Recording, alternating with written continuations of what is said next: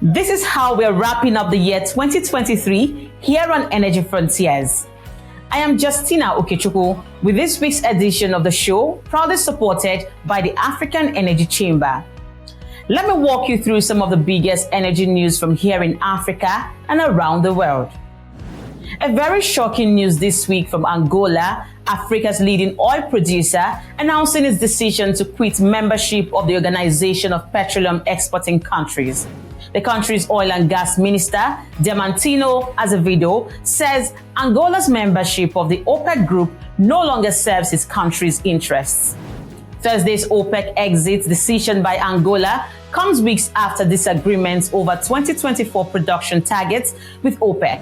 Angola's announcement pulled oil prices lower by more than $1 per barrel on Thursday, with Brent crude futures down 1.63% to $78.40 a barrel by noon, while US West Texas Intermediate crude dipped further by 1.60% at $73.03 a barrel. In another development for Angola, Azule Energy has signed a risk service agreement to explore 3 offshore blocks in the province of Luanda, following direct negotiations with the National Oil, Gas and Biofuels Agency of the Southern African country.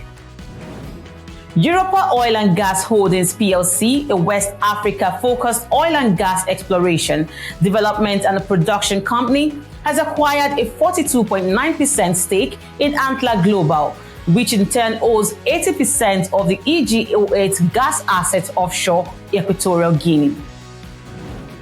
Tanzania-focused explorer Helium One Global Limited says it has raised 6.1 million British pounds from a placing and subscription of new shares, with the funds to be used for the drilling of the Ntumbula West A well in the East African country.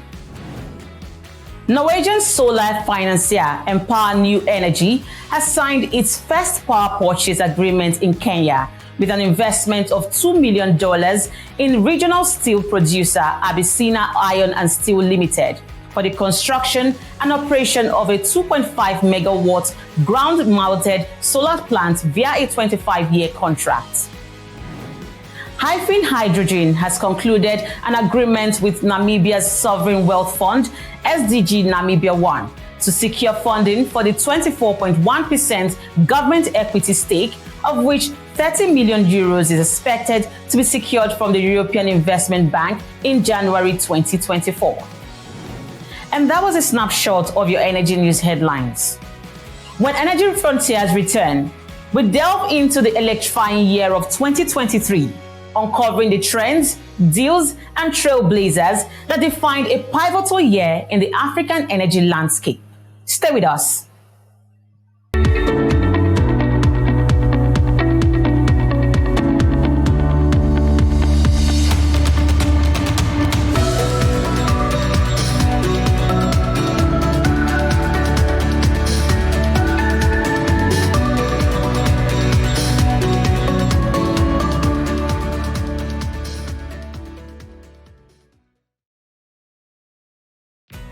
This is Energy Frontiers. From Cape Town to Cairo to Dubai and beyond, Africa spoke with one loud voice in 2023 regarding the continent's quest for energy independence and its pursuit of reliance on hydrocarbon revenue for economic development, while working with the global community to transit into clean energy resources in an equitable and just manner. Paul Hickin is the editor-in-chief at Petroleum Economist, and a publication focused on the oil and gas industry based in London.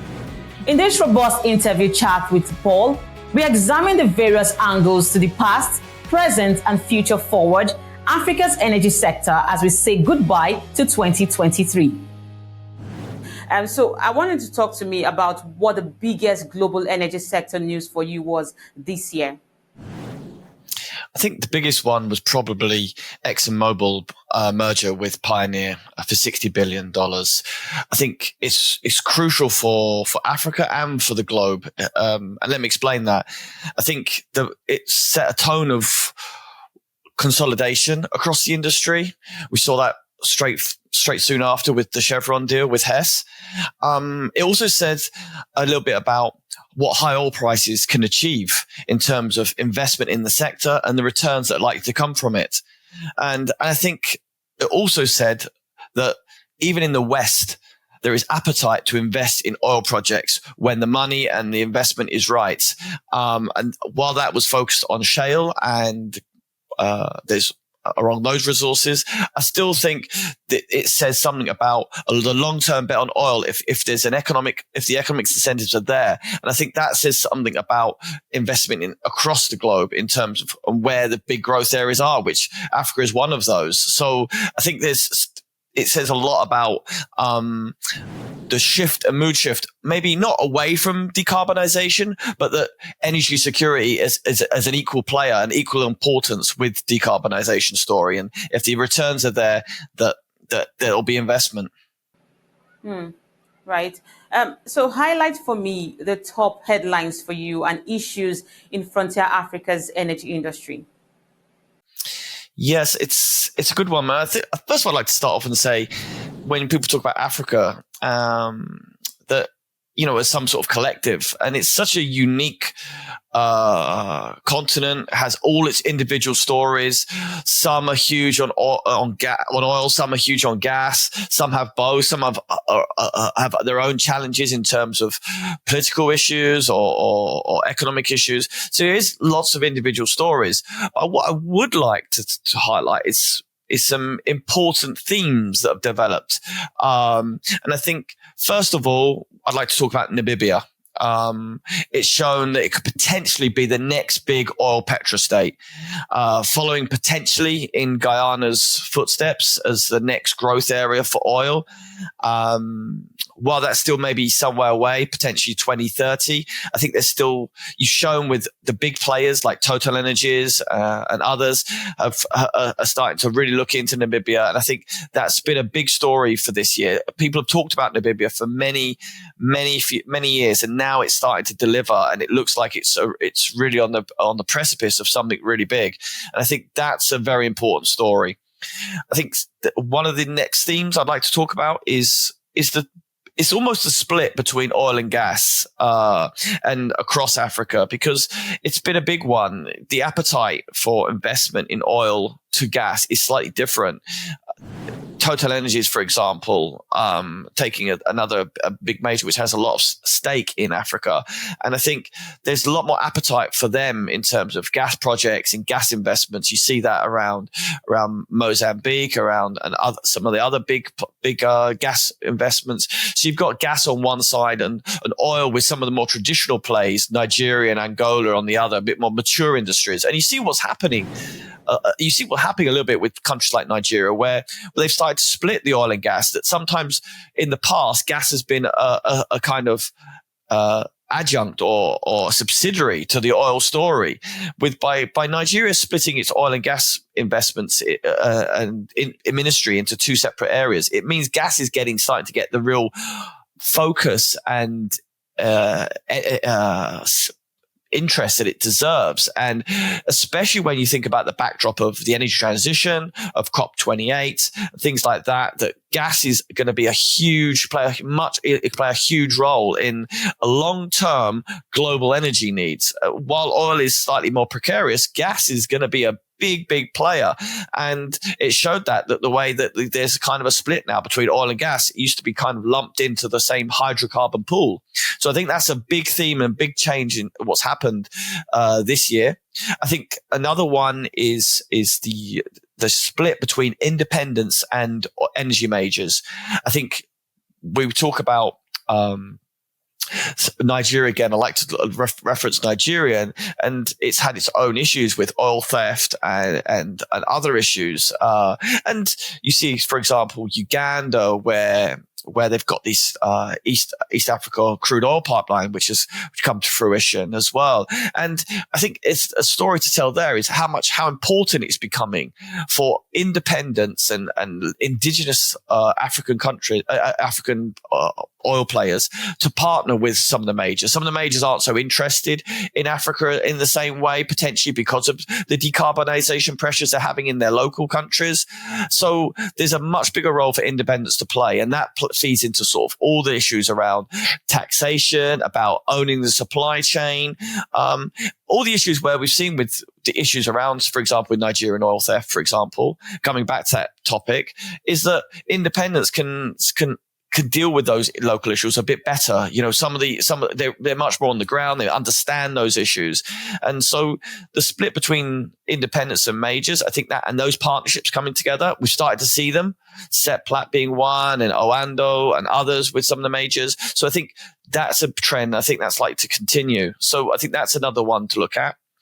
One other issue I'd like to talk about, I think one of the big themes for 2023 has been the upstream right through to the downstream. And I think owning that supply chain, I touched on it just a minute ago. And you see that with one of the big stories being Dangote, the Nigerian refinery that's been announced coming online this year. It's a big news, and it's like to ramp up in 2024. It's going to be a big story. It allows Nigeria to really own the revenues, and all that exported crude can start to come. You know, they're going to do that, and going back into the independents. They're also focusing on some of the independent refineries, Port Harcourt refinery. There's the Wari refinery, for example, in Nigeria. So these things are coming through as well. So it's all about owning those resources and getting through that supply chain and keeping the revenue inside those countries and the product going to the people that need it. You know, huge swathes of Africa are very energy rich, but unfortunately energy poor, and getting that energy to the right people it's so crucial. And I think that trend has started to develop. You see that with Angola as well. They've been putting huge investments into the upstream as well, and now they're also starting to try and get into the refining side. That they've been weak on refining, but the Cabina refinery investments that are going on now and more. So I think that's been an emerging story as well. The sort of downstream to upstream side. And while upstream's always been a crucial part of the investment, that supply chain has been a big part. And a couple of other things I'd like to touch upon as well, if I may, which is one is about incentivizing investment. We're talking a bit about these issues about some of the majors may not be so keen, the ESG concerns at home, investment concerns into oil industry, into oil projects, but you play that out against, you know, taxation issues. Can you get the taxation right in each country to incentivize the investments? How do you incentivize getting the right buy-in to investments, especially with the concerns of maybe stranded assets and the issue of demand may not being there in 5-10 years. So there's that factor as well. And we've seen a lot, maybe not so much on the oil side. We've seen on the gas side, huge breakthroughs there with floating LNG, FLNG. That's been a big theme. We've seen it with Cameroon, for example. They've been setting the benchmark. Mozambique as well, huge with Coral Sul. They've been big benchmark setters, and you're going to see more of that in the pipeline with Nigeria, with Gabon, with many others as well. So there's that, and I think the big thing with floating LNG, which is kind of one of the big stories. You know, some of the other investments with Rovuma, the project, for example, and things like that, it had been beset with delays and cost overruns. Floating LNG allows kind of a way that US shale does with oil. It's kind of allows a quick turnaround. Investors get their money back quickly, to be much more flexible, cheaper, go to market quicker, and capitalize on what we're seeing in the next few years, which is a sort of lack of gas globally. That, Africa has a huge role to play in plugging gas, especially what we've seen with the backdrop of Russia, Ukraine, and the issues there. So there's that key area for gas in terms of supplying the world, but especially before potentially we have a glut of gas LNG in the second half of the decade. So there's all these things, and I think one last thing, which is kind of Africa related, but also kind of internationally related, is the global backdrop. And I think for Africa, it's been crucial. Geopolitical risks, not only the Russia-Ukraine, but what the atrocities in Gaza, for example, that's playing into a part in terms of energy security and reasserting the importance of energy security and the investment in oil and gas again. Global economic weakness on the other side of the coin. There's how do we get investment if you've got high interest rates, high inflation? There's that challenge on the other side. And the other part of the international backdrop is OPEC and OPEC Plus and Africa's role in that. It's been crucial. There's been certain tensions with OPEC, with Nigeria and Angola in terms of quotas, about what role that should be in terms of OPEC and Africa. And I think that's very important. The African countries' relationship to OPEC is so crucial. Nigeria, it allows countries like Nigeria and Angola to have such a big global international voice, but it comes at a cost. The cost being that it has to kind of negotiate and find compromise in a wider group. That especially when oil production has been bouncing up and down due to all sorts of issues around sort of piracy and the issues in the Niger Delta. So there's that as well has been a big theme, and the fact that Saudi Arabia has done these voluntary cuts to try to, and along with the OPEC wider group, to try and keep oil prices supported, and how much high oil prices, that's at $75, $80 a barrel, what we're seeing now and beyond, helps to encourage and incentivize investment in new projects and exploration and production, which is crucial to Africa's long-term success. Wow, that was a lot to chew on, and I had to keep circling back. I was going to ask you why these issues were important for Africa and how they should be handled, but I think you already touched a bit on that a lot. And I can't help but think about the fact that even over there in the UK, you guys over there also, the oil and gas industry, have faced the same issues that we are facing right now. And I know that there was some weeks ago, there was a conference and activists were there to shut it down. The last time there was security and it was a bit put in place, but Africa is still asking for the space to be able to dictate what they want to do with their oil and gas resources and the mix they would need. But that brings me to my next question. In what regions of the African continent do you see big steps taken in 2023 to cut energy poverty, improve energy access, and onboard big projects amid all these calls to allow Africa be? Yeah, and I think there's a few things there, which is some of the things I touched upon, which I think you've seen energy security improve in Mozambique with around the Cabo Delgado region. And that sets the tone for potentially big projects coming on there by 2028. So there's that. So there's the gas story in Mozambique is huge.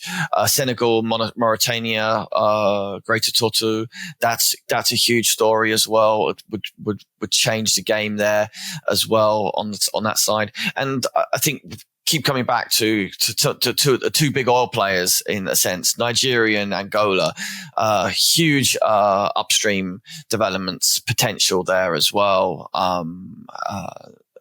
You said that the Kayombo and the East-West blocks around Angola, which have been huge, and at one point, Angola was the number one oil producer in 2023. I mean, it did coincide with issues in Nigeria, but I mean that's a huge story in itself. That Angola was at one point the number one crude oil producer in Africa.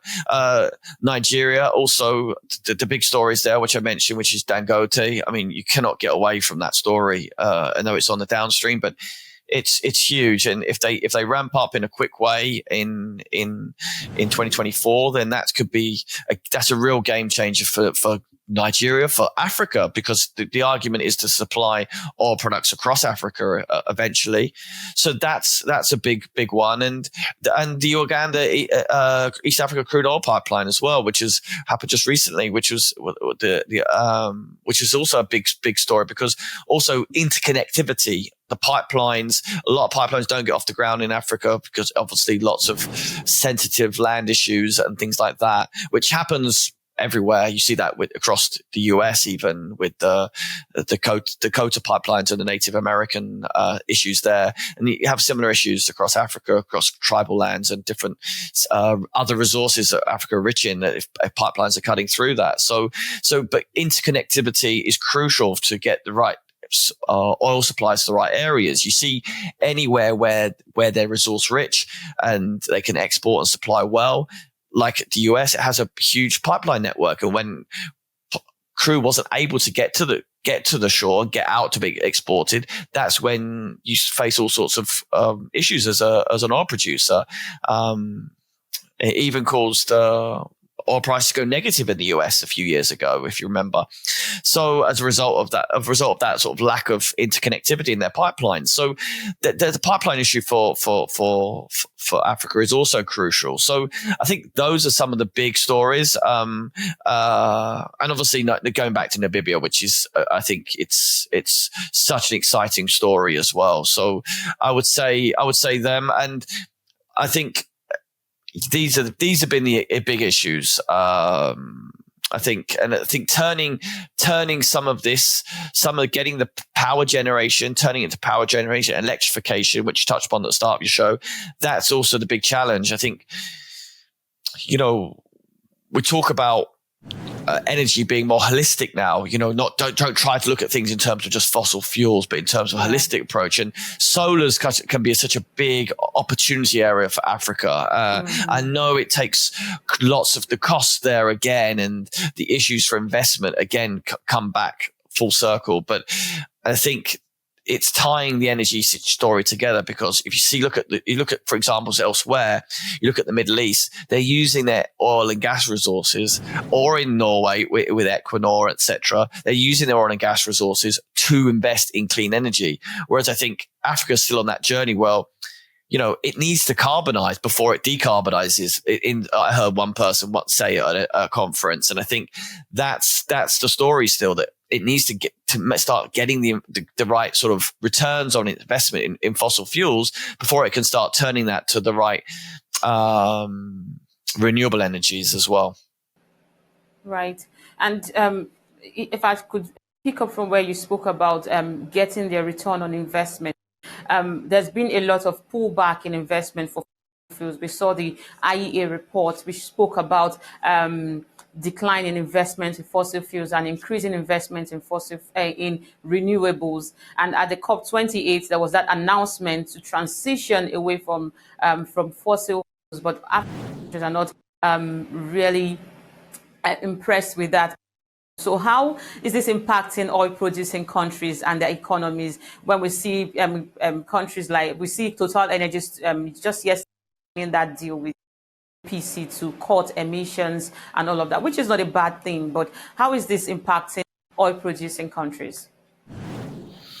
Yeah, so it's a really interesting topic, and I think when you talk about the sort of what came out of COP, it was kind of interesting because it was managed to avoid the idea of a phase out or phasing down of fossil fuels. And I think that was important, because it meant that even though there's talk about transition away, I mean, where does the transition away come from? Does it come from the demand side or the supply side?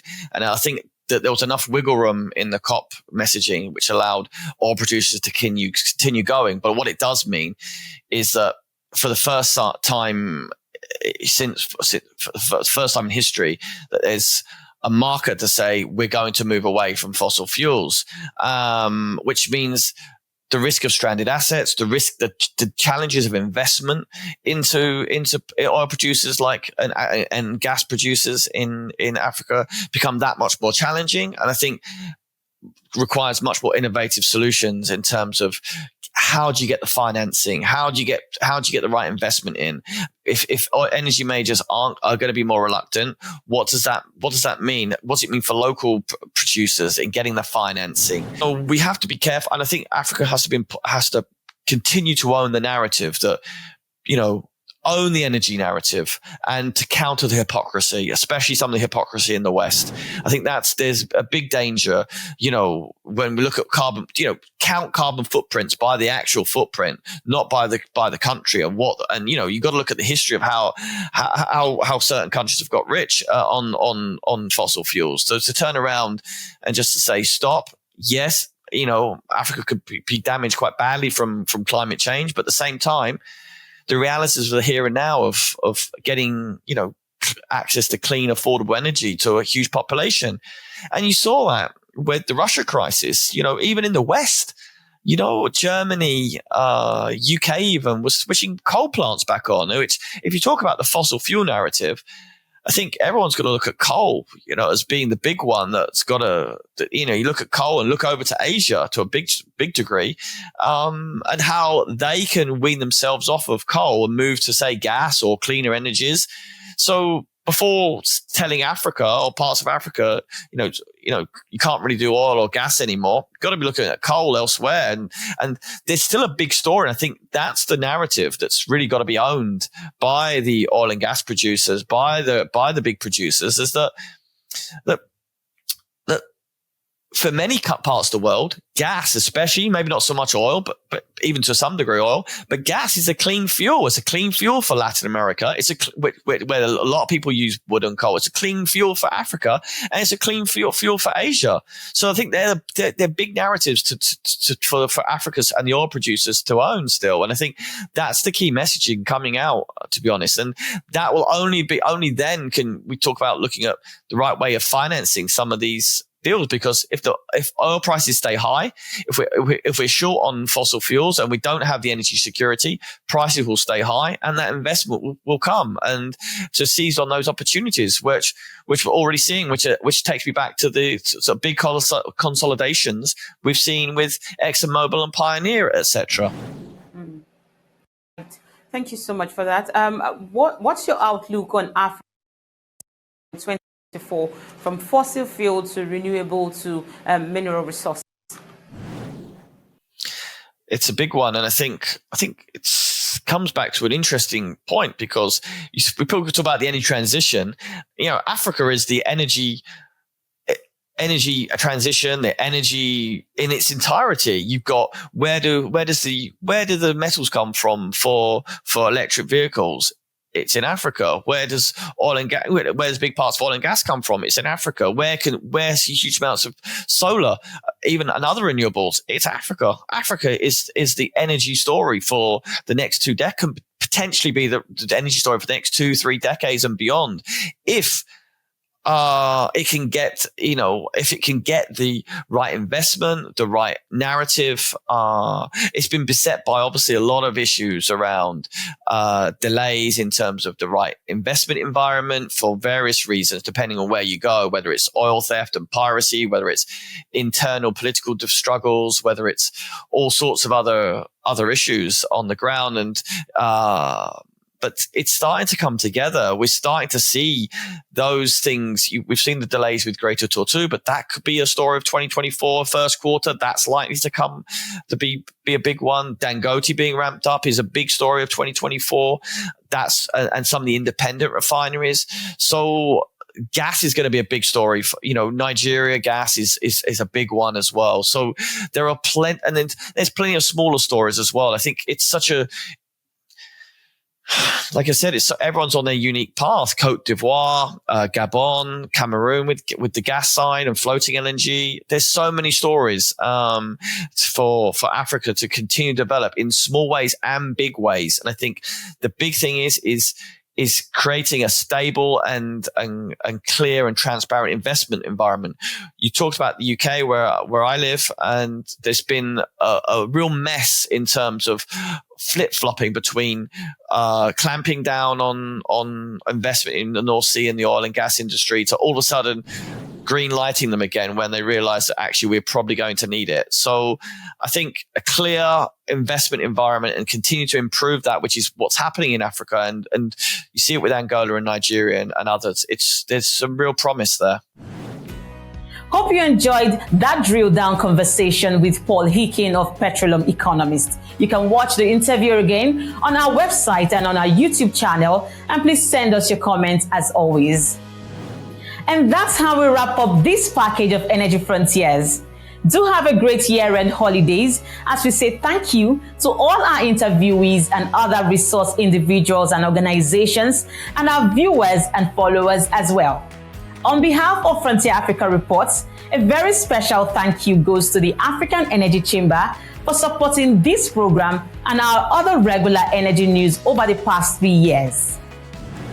Remember to follow the program on Frontier Africa Reports website, like this video, subscribe to our YouTube, and follow us across all our social media handles as indicated on the screen. You can also send us your comments, questions, and suggestions because at Frontier Africa Reports, we love feedbacks. I am Justina Okechukwu, and from all of us here at Frontier Africa Reports, we wish you all the best now and in the new year.